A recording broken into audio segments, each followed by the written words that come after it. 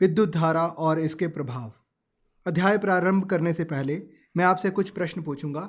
आप इन प्रश्नों के उत्तर देने की कोशिश कीजिए। सबसे पहला प्रश्न, आप जानते ही हैं कि विद्युत चालक और विद्युत रोधक क्या हैं। क्या आप किसी एक विद्युत चालक और एक विद्युत रोधक का नाम बता सकते हैं?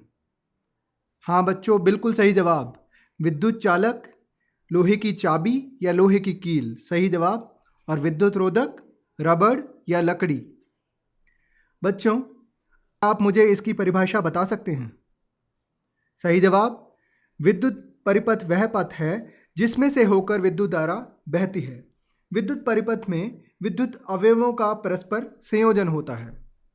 इसी विद्युत परिपथ में सेल, बल्ब, स्विच, बैटरी और संयोजी तारें अवयवों के नाम के साथ जाने जाते हैं। इन अवयवों को दर्शाने के लिए कुछ चिन्हों या प्रतीकों का प्रयोग किया जाता है।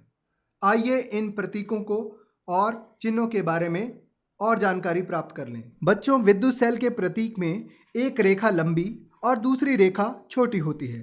दोनों रेखाएं एक दूसरे के समांतर होती हैं। इसकी लंबी रेखा धन टर्मिनल अर्थात पॉजिटिव टर्मिनल को दर्शाती है और छोटी रेखा ऋण अथवा नेगेटिव टर्मिनल को दर्शाती है। इसके बाद आइए जानते हैं विद्युत बल्ब और उसके प्रतीक के बारे में। विद्युत बल्ब परिपथ में विद्युत ऊर्जा को प्रकाशीय ऊर्जा और तापीय ऊर्जा में परिवर्तित करता है। इसका प्रतीक एक फिलामेंट जैसा कि यहाँ दर्शाया गया है। फिलामेंट के गर्म होने से ही बल्ब में से प्रकाश उत्पन्न होता है। इसके बाद हम बात करते हैं स्विच के बारे में। स्विच परिपथ के पूरा होने अथवा अधूरा होने का प्रमाण देता है। स्विच के चालू अथवा ऑन होने की स्थिति में परिपथ पूरा हो जाता है और परिपथ में लगा हुआ बल्ब जल जाता है। स्विच के बंद अथवा ऑफ होने की स्थिति में परिपथ अधूरा रहता है क्योंकि इलेक्ट्रॉनों का प्रवाह रुक जाता है और बल्ब नहीं जलता। स्विच को दर्शाने के लिए आप देख पा रहे हैं किस प्रकार का चिन्ह का प्रयोग किया गया है। आइए अब बात करते हैं बैटरी के बारे में। विद्युत सेलों के एक से अधिक संयोजन की व्यवस्था बैटरी कहलाती है। एक सेल का धन टर्मिनल दूसरे सेल के ऋण टर्मिनल के साथ जोड़ा या संयोजित किया जाता है।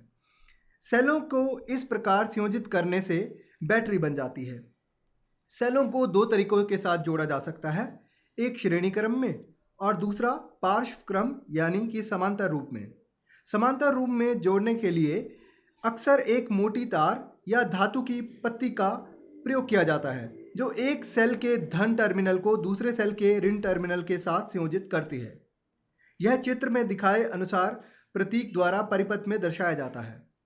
टॉर्च, ट्रांजिस्टर, रेडियो, खिलौने, टीवी, रिमोट आदि युक्तियों में बैटरी का प्रयोग किया जाता है।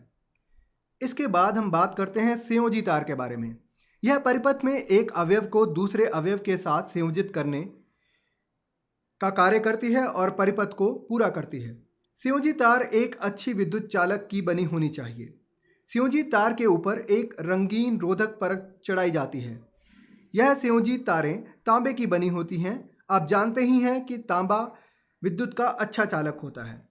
बच्चों, इन सभी अवयवों को जोड़कर परिपथ बनाया जाता है। परिपथ को दर्शाने के लिए प्रतीकों का इस्तेमाल करके परिपथ रेखा चित्र बनाया जाता है। बच्चों, आइए वही क्रियाकलाप को दोहराते हैं जो आप पिछली कक्षा में कर चुके हैं।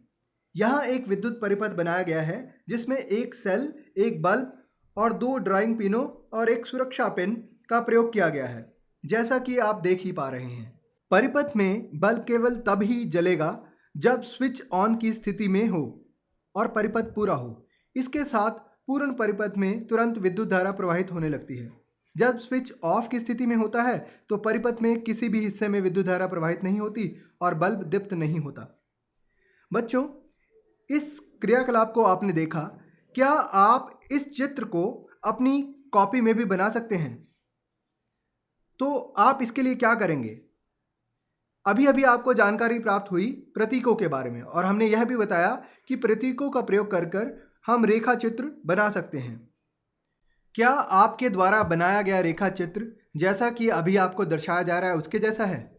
यहाँ हमने दो रेखा चित्र दर्शाए हैं जिसमें एक में स्विच ऑन की स्थिति में है और दूसरे में स्विच ऑफ की स्थिति में है। अब आपके मन में प्रश्न उठता होगा कि बल्ब किस प्रकार से दीप्त हो जाता है।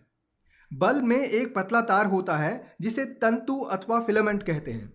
यह तभी दीप्त होता है जब इसमें से विद्युत धारा प्रवाहित होती है। कई बार बल्ब का तंतु टूट जाता है और वह फ्यूज हो जाता है। बच्चों, आप अभी अभी जो प्रयोग किया है उस प्रयोग को अपने घर पर करके देखें और प्रयोग के बाद आप बल्ब को जब छुएंगे तो आप पाएंगे कि बल्ब गर्म है। तो ऐसा क्यों हुआ? आइए एक और क्रिया करते हैं और इसके बारे में और जानकारी भी प्राप्त करते हैं। अब हम एक विद्युत परिपथ बनाएंगे जिसके लिए हम लगभग 10 सेंटीमीटर लंबा नाइक्रोम का एक तार का टुकड़ा लेंगे और इसे 2 कीलों के बीच में बांध देंगे, जैसा कि आपको दर्शाया गया है। नाइक्रोम की तार विद्युत साधित्रों की मरम्मत करने वाली किसी दुकान से यानी किसी इलेक्ट्रीशियन की दुकान से आप ले सकते हैं। इस तार को स्पर्श करके देखिए। अब स्विच को ऑन की स्थिति में लाकर परिपथ में विद्युत धारा प्रवाहित कीजिए। कुछ सेकंड के पश्चात तार को स्पर्श कीजिए। इसे अधिक समय तक पकड़े मत रहिए, वरना आपका हाथ जल जाएगा। तो आपने पाया कि किस प्रकार से विद्युत धारा के प्रवाहित होने के कारण नाइक्रोम की तार गर्म होगी। इसी प्रकार से विद्युत बल्ब भी गर्म हो जाता है। जब किसी तार में से कोई विद्युत धारा प्रवाहित होती है तो वह तप्त हो जाती है। इसे विद्युत धारा का तापीय प्रभाव कहा जाता है। क्या आप कुछ ऐसे विद्युत उपकरणों या साधित्रों का नाम बता सकते हैं जिनमें विद्युत धारा के तापीय प्रभाव का प्रयोग किया जाता है? आइए एक सूची बनाते हैं। आपने अपने घर में देखा होगा कि विद्युत तापक, विद्युत इस्त्री, विद्युत केतली, हेयर ड्रायर और विद्युत गीजर, इन सभी में विद्युत धारा के तापीय प्रभाव का प्रयोग किया जाता है। सबसे पहले बात करते हैं विद्युत तापक के बारे में। विद्युत तापक में आप देख पाएंगे कि इसमें तारों की एक कुंडली होती है। तार की इस कुंडली को विद्युत तापन अवयव या फिर एलिमेंट कहा जाता है। यदि आप इसे बिजली के स्विच में डालकर यानी कि मेन से संयोजित करके स्विच को ऑन की स्थिति में लाएंगे तो आप देख पाएंगे कि रक्त तप्त होकर यह अवयव ऊष्मा देने लगता है। किसी तार में उत्पन्न ऊष्मा का परिमाण उस तार के पदार्थ, लंबाई तथा मोटाई पर निर्भर करता है। अतः विभिन्न आवश्यकताओं के अनुसार विभिन्न लंबाई, मोटाई और विभिन्न पदार्थों के अवयव बनाए जाते हैं। परंतु विद्युत परिपथों को जोड़ने में प्रयोग होने वाले तार, जो कि संयोजी तार कहलाते हैं, सामान्यतः गर्म नहीं होते। इसके विपरीत कुछ विद्युत साधित्रों के अवयव इतने अधिक तप्त हो जाते हैं कि आसानी से देखे जा सकते हैं, जैसा कि आप विद्युत बल्ब के फिलामेंट किसी विद्युत तापक के एलिमेंट में देख पाते हैं। यदि किसी तार में से दुर्घटनावश विद्युत धारा का मान सुरक्षा सीमा से अधिक हो जाए तो तार अति तप्त यानी कि बहुत ज़्यादा गर्म हो सकती है, पिघल सकती है और जिससे आग लग सकती है। विद्युत परिपथों में अत्यधिक विद्युत धारा प्रवाहित होने का एक कारण विद्युत तारों का आपस में जुड़ना होता है। ऐसा टूट फूट और तारों के विद्युत रोधन के हटने के कारण हो सकता है। इसे लघुपतन यानी कि शॉर्ट सर्किट कहा जाता है। अत्यधिक धारा प्रवाहित होने का एक और कारण भी हो सकता है, जो कि है एक ही सॉकेट में कई उपकरणों को लगाया जाना। परिपथ में इसे अतिभारण भी कहा जाता है।